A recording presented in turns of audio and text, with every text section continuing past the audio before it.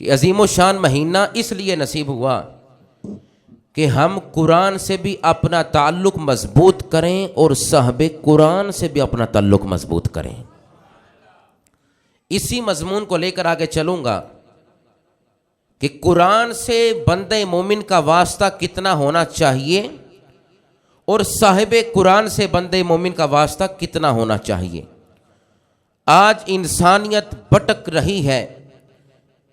ये भी याद रखें कि जब जब इंसानियत भटकी, अल्लाह रब्बुल इज़्ज़त ने अपने महबूब बंदों का इंतखाब करके उन पर वही फरमाई, वही का नज़ूल हुआ और आदम अलैहिस्सलाम से लेकर प्यारे ईसा अलैहिस्सलाम तक अंबिया पर वही आती रहीं, उन पर वही का नज़ूल होता रहा, अपने अपने ज़माने में वही नाजिल होती रही।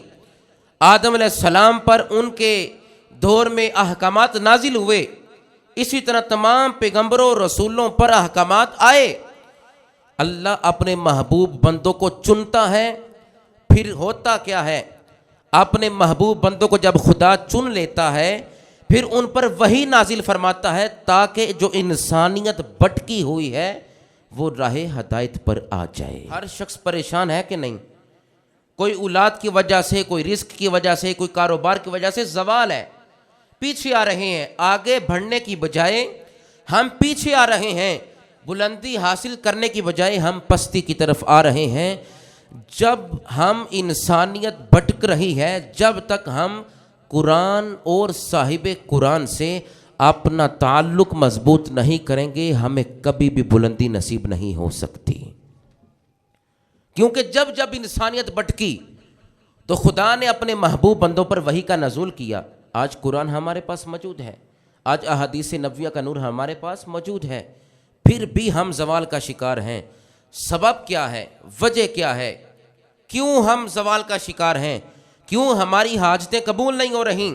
क्यों हर शख्स अपने घर में दाखिल होते वक्त भी परेशान, निकलते वक्त भी परेशान, सजदे में सर है मगर ख्यालात दुनिया की तरफ है? क्यों ये सबब, वजह क्या है?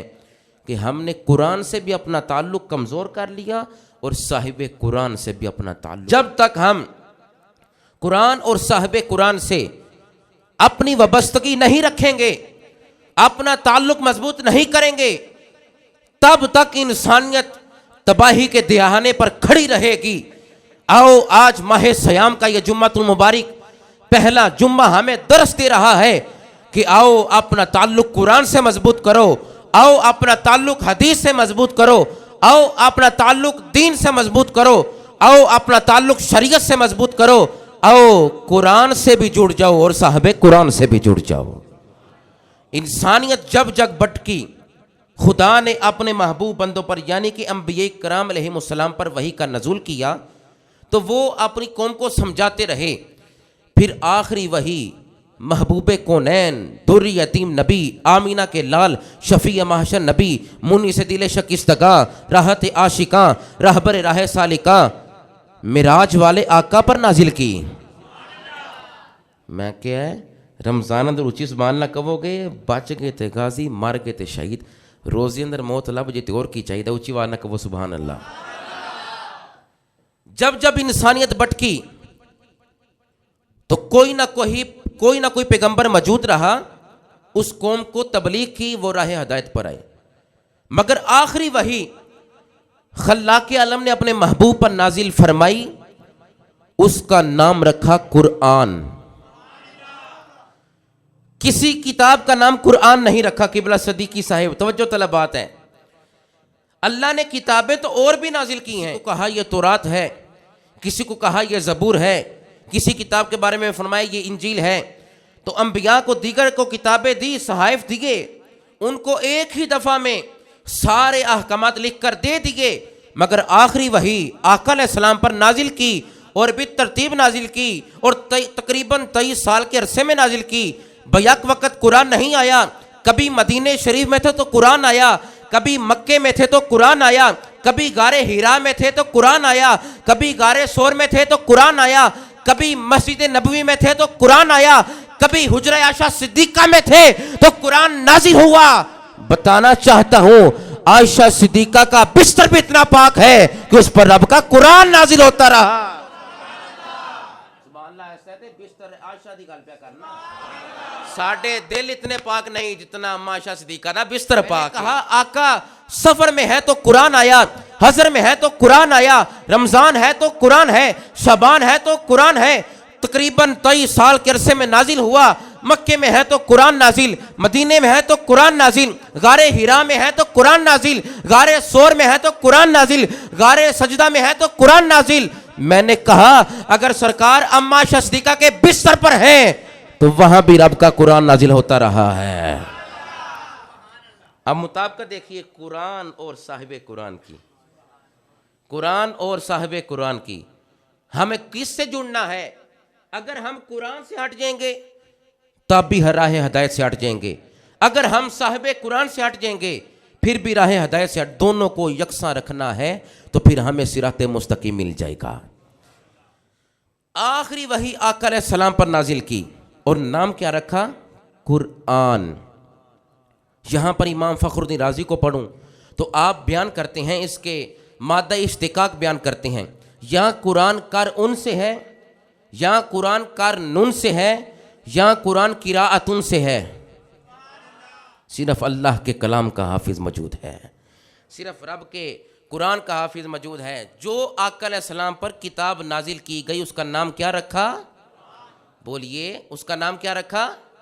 कुरान नाम रखा। या कर उन से है, या कर नुन से है, या किराअतुन से है। बेहतरीन पढ़ी जाने वाली किताब है, बेहतरीन ज़माना है जिसमें नाजिल हुई। और कुरान अपने पढ़ने वाले का साथ ना इस जहान में छोड़ता है, ना अगले जहान में छोड़ता है, ना अगले जहान में छोड़ेगा। कब्र में कुरान साथ होगा, हशर में कुरान साथ होगा। मैंने कहा सुन्नी भाइयों सुनो इस जुमले को, रमजान मुबारक का पहला जुम्मा पुरनूर सातें, कितने पुरकैफ लम्हात हैं, कुरान और साहबे कुरान मजमून है। वो तो कब्र में साथ अपने पढ़ने वाले का देगी। सुनो, अगर कुरान बंदा पढ़े दुनिया में, वो कारी बन जाए, हाफिज कुरान बन जाए, या नाजरा पढ़ता रहे तो कुरान कब्र में साथ देगा। और कब्र से पहले जब बंदे को गुस्ल दिया जा रहा होगा, कुरान उसके सरहाने पर खड़ा हो जाएगा, ये मेरी तिलावत करता था। जब कफन पहनाया जाएगा, कुरान सरहाने पर ये तिलावत करता था। जब कुरान सरहाने पर होगा, कब्र में बंदा जाएगा, अजाब आ जाएगा, कुरान सर की तरफ से आएगा, अजाब दूर हो जाएगा, कुरान तब भी साथ। हशर में बंदा पहुंच गया, कुरान फिर भी सरहाने पर खड़ा रहेगा कि इसने दुनिया में मुझे छोड़ा नहीं है, आज मैं इसको ना कब्र में छोड़ूंगा, ना गुस्ल देने के वक्त छोड़ूंगा, ना इसको हशर में छोड़ूंगा, ना कब्र हशर की मनाजिल में अकेला नहीं छोड़ूंगा। मैंने कहा अगर कुरान अपने पढ़ने वाले को ना इस दुनिया में छोड़ता है, ना कब्र में छोड़ता है, ना हशर में छोड़ेगा, तो ये कुरान का मकाम है, तो साहबे कुरान का क्या मकाम व मर्तबा होगा? जिन्हों समझ आई है वो बंदा बोलेगा, जिसको समझ आई है वो सुभान अल्लाह कहेगा। क्यों कहलवा रहा हूं? मुझे भी नेकी और आपको भी। रमजान का पहला जुम्मा जे, अगर कुरान आखिरी वही होकर वो सिफारिश करेगा अपने पढ़ने वाले की, किताब है ना, वो सिफारिश कर सकती है किताब। क्यों? आगे जाकर हदीस अर्ज करूंगा। अगर कुरान सिफारिशी कर सकता है, सिफारिश कर सकता है और उसकी शिफात भी कबूल है और पढ़ने वाले का साथ भी नहीं छोड़ता, कोई कारी है, कोई नाजरतुल कुरान है, कोई जिसने हिफ्ज किया है, हाफिज कुरान है, कुरान साथ साथ है। अगर कुरान को अल्लाह ने ये शान अता फरमाई है, आखिरी किताब होने की वजह से नाम कुरान रखा है, तो जिस पर नाजिल की वो नबी भी आखिरी है, वो नबी भी आखिरी है। अगर किताब तमाम किताबों से अफजल है आखिर पर आकर, इसी तरह आका भी सबसे आखिर पर आकर सबसे अफजल हैं। अगर कुरान सिफारिश कर सकता है तो साहबे कुरान भी सिफारिश कर सकता है। आगे जाके डिटेल शेयर करूंगा। सुनिए, नाम क्या रखा? जुमले तो रहना चाहिए ना। नाम क्या रखा? कुरान। क्यों रखा? Why is the definition of Quran? Quran किसे कहते हैं? पढ़ने वाले किताब को। ये कुरान का मानी मफहूम है, जो पढ़ी जाए, जिसकी तिलावत की जाए, जो बहुत ज़्यादा पढ़ी जाए, ये है कुरान। नाम क्यों रखिया कुरान? तुरात भी है, ज़बूर भी है, इंजील भी है, दीगर साहिब भी हैं। नाम कुरान क्यों रखा? इसलिए रखा, इसलिए रखा, इसलिए रखा, इसलिए कुरान नाम रखा, इसलिए कुरान नाम रखा क्योंकि ये दुनिया में सबसे ज़्यादा पढ़ी जाने वाली किताब इसने बनना था, इसलिए इसका नाम अल्लाह ने कुरान रख दिया था। और सुने, सिर्फ इसका एक नाम नहीं है, वक़्त मुख्तसर है, टाइम इज़ वेरी शॉर्ट। मुख्तलिफ आयात में इसकी मुख्तलिफ सिफ़ात के साथ इसका जिक्र मौजूद है। कहीं फरमाया इन्नहु लकुरआनुन करीम, करीम करीम, वो भी करीम, मुस्तफ़ा भी करीम, कुरान भी करीम, रमज़ान भी करीम। सुनो, इन्नहु लकुरआनुन करीम, फरमाया पहला नाम इसका ये कुरान करीम है, ये कुरान करीम है।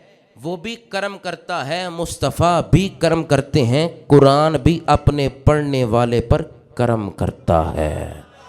आगे फरमाया दूसरा नाम इसका कुरआनुम मजीद, बल हुआ कुरआनुम मजीद, नाम इसका रखा कुरआन मजीद। कुरआन मजीद, मजीद मजद से बना, बुजुर्गी वाली, बरतरी वाली, शान वाली, मर्तबे वाली, फजीलत वाली ये किताब है, इसका नाम कुरान रखा है। और फरमाया ये कलाम इलाहिया है। दीगर इसके नाम है, आगे चलता हूँ। कुरान और साहिबे कुरान। कुरान का तहम्मुल किसी के बस में नहीं था, कुरान को बर्दाश्त करना किसी के बस में नहीं था। वजह अल्लाह कुरान में इरशाद फरमाता है अनज़लना हाज़ल कुरआना अला जबलिल लरअयतहु खाशियम मुतसद्दियम मिन खशियतिल्लाह। खालिक फरमाता है अगर मैं कुरान को पहाड़ों पर नाजिल करता तो उसकी खशियत से रेजा रेजा वो पहाड़ हो जाते। बारी ताला इतना रोब, इतना दबदबा, इतनी ताकत कुरान की कि अगर तू कुरान को पहाड़ों पर नाजिल कर देता तो कुरान की खशियत से, कुरान के रोब से वो पहाड़ भी, बड़े बड़े पहाड़ भी लर्जा बरदाम हो जाते, रेजा रेजा हो जाते। या अल्लाह फिर कहां पर नाजिल किया है? ये ताकत मुस्तफ़ा है, ये वुसअत मुस्तफ़ा है, ये मकाम मुस्तफ़ा है, ये रिफत मुस्तफ़ा है। या अल्लाह कहां पर नाजिल किया? फरमाया बिमा नुज़्ज़िल अला मुहम्मद, सारे दा सारा कुरान यार के सीने पर नाजिल कर दिया। मैं टपा सकना है तो मगर रोजा रखे तुसा। बिमा नुज़्ज़िल अला मुहम्मद, कहें सल्लल्लाहु अलैहि वसल्लम। हले तो आखिर तक कलमा भी पढ़ाना है, उन्हें तो तुसी पढ़े है, वो शेर पढ़ावांगा तुम। बिमा नुज़्ज़िल अला मुहम्मद, सारे का सारा कुरान मुस्तफ़ा के सीने पर। पहाड़ों पर आता तो पहाड़ रेजा रेजा, ये सीना मुस्तफ़ा है जिसने कुरान को अपने अंदर समो लिया। ये ताकत मुस्तफ़ा है। और कुरान की इतनी ताकत थी कि अगर सरकार सवारी पर सवार होते ना और वही का नज़ूल होता तो सहाबा कहते हैं हमें ऐसे लगता था जैसे सवारी बैठ गई, इतना बोझ होता था। अल्लाह अकबर कबीरा। ये सीना मुस्तफ़ा है जिसने अपने अंदर कुरान को महफूज किया। अगर पहाड़ों पर नाज़िल होता खशियत से रेजा रेजा, ये सीना मुस्तफ़ा है। आगे सुनिए, इतनी ताकत थी वही के अंदर कि हजरत अम्मा सिद्दीक़ा के कभी रान पर हजूर का हाथ होता या जिस्म का कोई हिस्सा होता तो तब अगर वही का नज़ूल होता तो हजरत अम्मा आयशा सिद्दीक़ा रज़ी अल्लाह अन्हा, सिद्दीक बाप की सिद्दीक़ा बेटी, मोमिनों की माँ, जिनके बिस्तर पर अब का कुरान आता रहा, जब कुरान नाजिल होता रहा ना, जब आता रहा, हजरत अम्मा सिद्दीक़ा फरमाती हैं कि मेरे जिस्म की ये हालत होती थी, ऐसे लगता था जैसे मेरी हड्डी टूट जाने लगी है, इतना बोझ होता था वही का। अल्लाह अकबर। ये सीना मुस्तफ़ा है जिसने अपने अंदर कुरान को महफूज किया।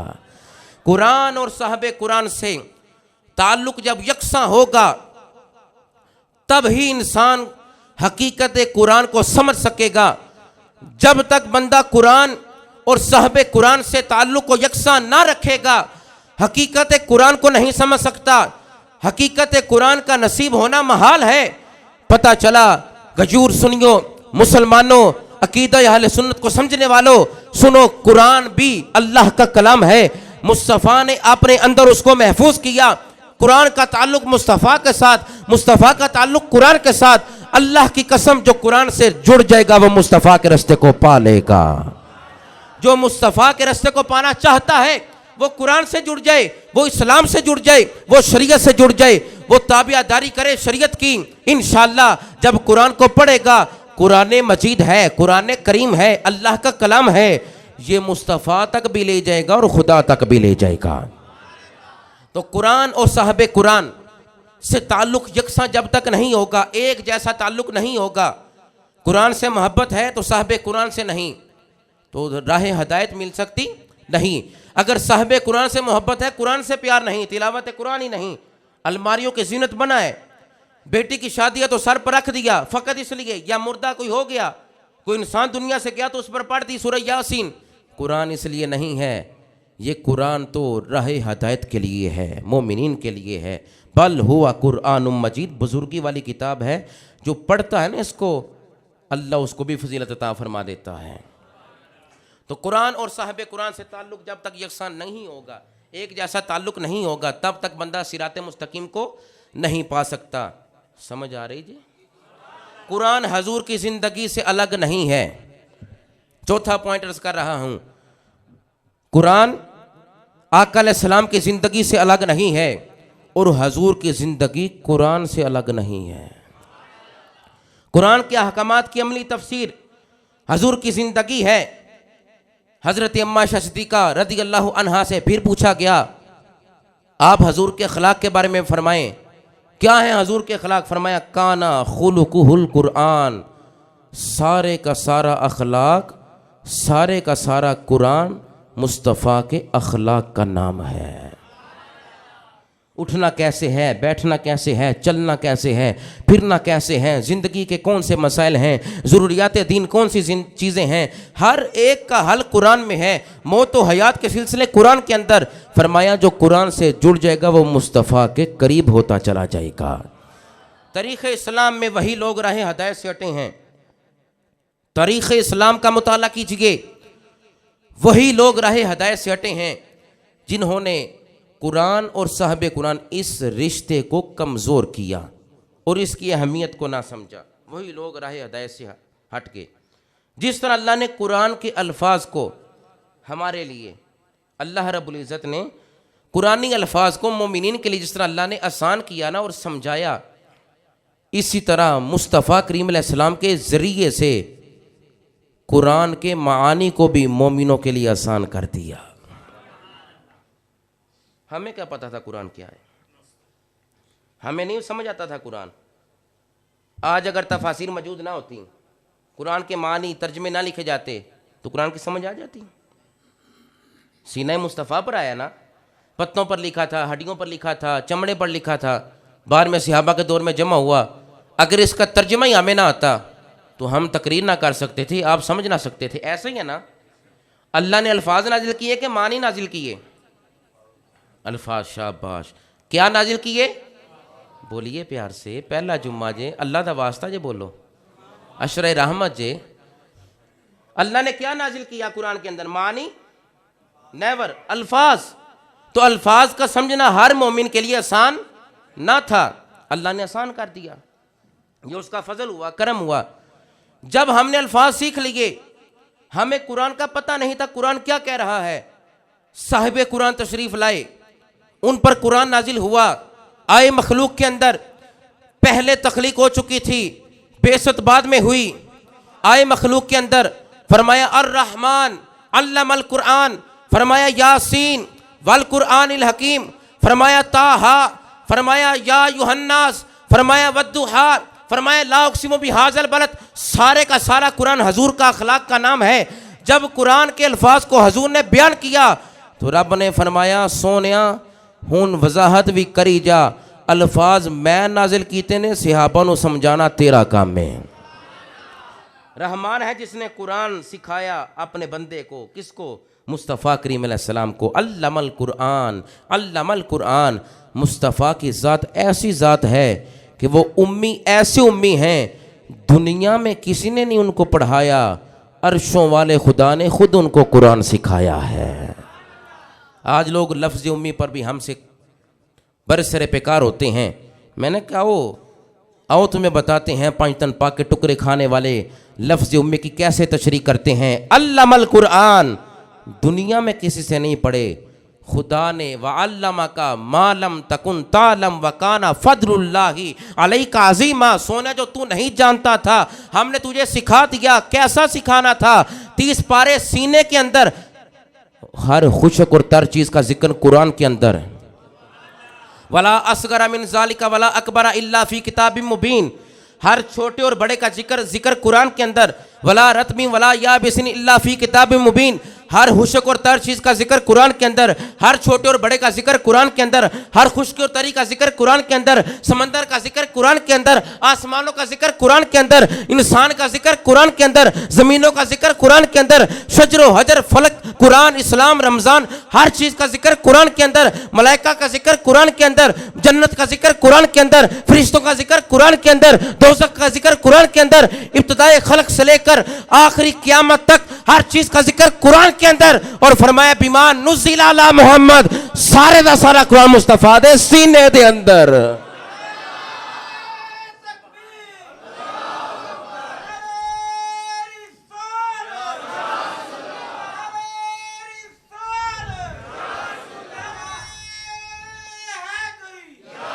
सुने, आंधा कुछ भी नहीं आता। वअल्लमा का मालम तकुन तालम वकाना फदलुल्लाहि अलैका अज़ीमा, ये क्या है? ये कुरान है। और कुरान कहाँ है? बोलो, सीना मुस्तफ़ा में। कुरान कहाँ है? हजूर के सीने में। तो हर हुशक और तर चीज़ का जिक्र जब कुरान में है, हर छोटे और बड़े का जिक्र कुरान में है, फिर मुल्ला कहते हैं हजूर को इल्म नहीं है। कुरान हजूर से जुदा नहीं है और हजूर कुरान से जुदा नहीं है।